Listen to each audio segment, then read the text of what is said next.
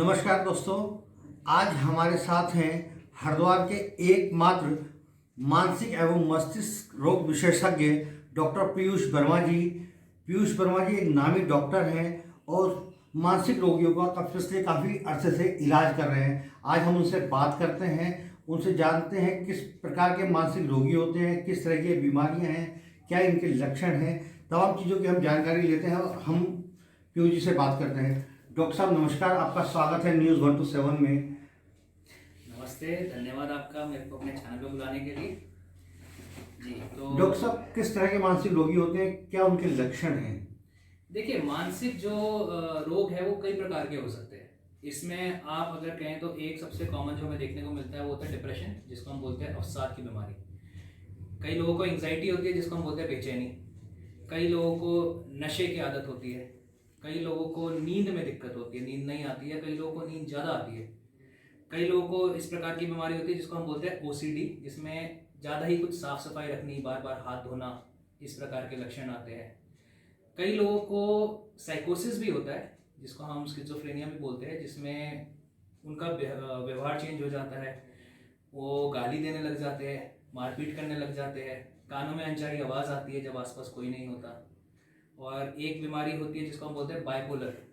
Bipolar में normally patient को कभी डिप्रेशन होता है जिसमें अवसाद होता है, जिसमें वो लो फील करता है, और कई बार उसमें मीनिया के लक्षण आते हैं जिसमें उसकी जो एनर्जी वो ज़्यादा बढ़ जाती है, ज़्यादा बात करने लग जाता है, पैसे ज़्यादा खर्च करने लग जाता है। तो ये कई प्रकार के रोग हैं जो हमें रोज़ाना देखने को मिलते हैं। डॉक्टर साहब ये अवसाद के लक्षण क्या है, डिप्रेशन के लक्षण क्या हैं? देखिए, अवसाद के लक्षण जो है बेसिकली बहुत लोग इससे ग्रसित है। इसमें होता क्या है, एक तो बिना बात के एक उदासी छाई रहती है, लोगों का काम करने में मन नहीं लगता है, और थोड़ा सा काम करेंगे तो थकान हो जाती है। अगर जो यंगस्टर हमारे पास आते हैं वो कहते हैं कि पढ़ाई में मन नहीं लग रहा है, हम याद नहीं कर पा रहे, कंसंट्रेट नहीं कर पा रहे हैं, और साथ में नींद जो है वो थोड़ी कम हो जाती है, भूख में बदलाव आता है। और कई बार ऐसे भी देखा गया है कि कई लोगों को सुसाइडल थॉट्स आते हैं जिसमें वो कहते हैं कि ज़िंदगी इतनी बेकार हो गई है कि मर ही जाए। तो ये कई प्रकार के लक्षण हैं जो हमें डिप्रेशन, जो अवसाद की बीमारी है, उसमें देखने को मिलते हैं।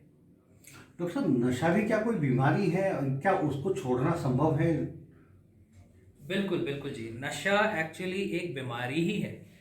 नशा छोड़ना भी संभव है। अगर हम इसके बारे में बात करें तो जो ज़्यादातर मैं अपनी प्रैक्टिस में देखता हूँ वो होते हैं अल्कोहल, जो शराब पीने वाले आते हैं, और ज़्यादातर उनकी फैमिली लेकर आती है बिकॉज उन्हें नहीं लगता कि उन्हें कोई बीमारी है, और घर वाले इतने परेशान हो जाते हैं बिकॉज जब एक इंसान शराब पी लेता है तो उससे अपना होश नहीं होता वो घर पे क्या कर रहा है। तो एक होता है शराब का जो हमारे पास ज़्यादातर आता है, दूसरा आता है स्मैक जिसमें हम ओपियोइड्स आते हैं।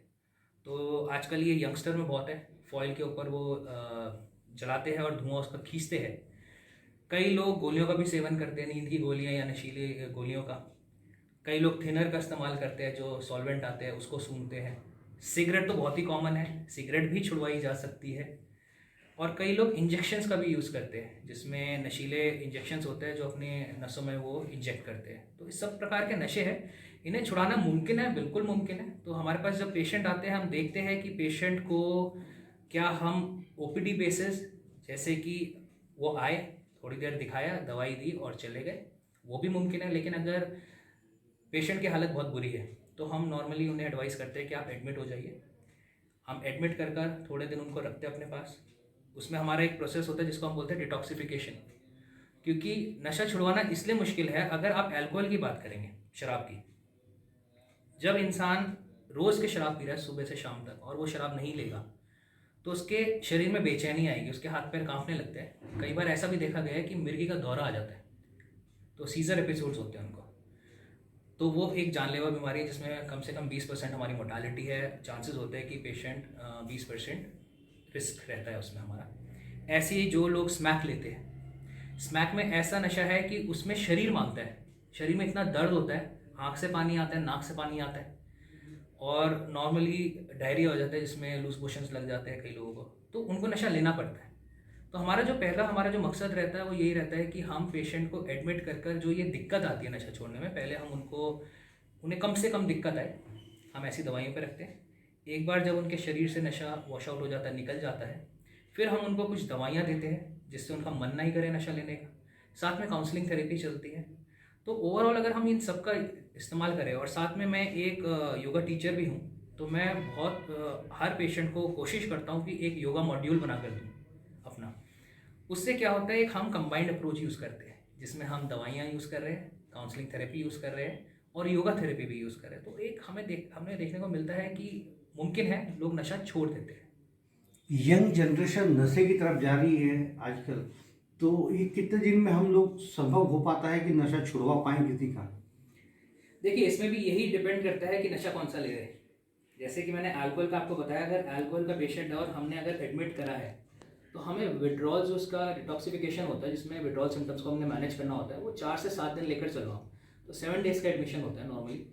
उसके बाद हम उन्हें एंटी क्रेविंग में डालकर डिस्चार्ज कर देते हैं। अगर हम स्मैक की बात करें, ओपियोइड्स की, उसमें थोड़ा लंबा समय लगता है, 3 हफ्ते लगभग लगते हैं उसमें डिटॉक्सीफाई करने के लिए।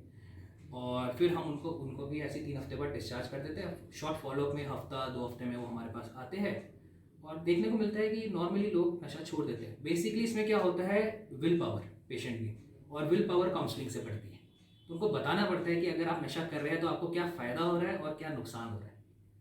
तो इससे अगर आप पेशेंट को सही से गाइड करेंगे तो ऑफकोर्स मुमकिन है हर पेशेंट नशा छोड़ने में कामयाब हो जाता है।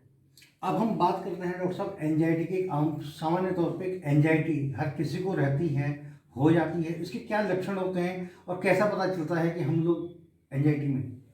बिल्कुल, एंजाइटी भी एक ऐसी दिक्कत है कि हर पेशेंट, चाहे वो साइकेट्रिस्ट के पास जाए ना जाए, वो डॉक्टर के पास जरूर जाता है कि बेचैनी रहती है। इनफैक्ट अगर आप किसी भी हार्ट हॉस्पिटल में जाएंगे, वहाँ पे आप देखेंगे पेशेंट आएगा, पेशेंट कहेगा दिल की धड़कन बढ़ी हुई है, घबराहट हो रही है, ईसीजी करेंगे, एको करेंगे, नॉर्मल आएगा।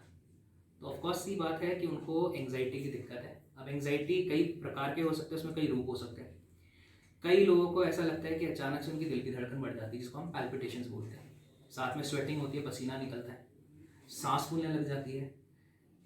ऐसी एक डिसऑर्डर में आता है पैनिक डिसऑर्डर, जिसमें वो 2-3 मिनट का ऐसा अटैक आएगा जिसमें इंसान को लगेगा कि अब वो गया, उसके प्राण निकल गए बस, और वो इतना बेचैन हो जाएगा। उसके बाद भी उसको कई बार बेचैनी रहती है।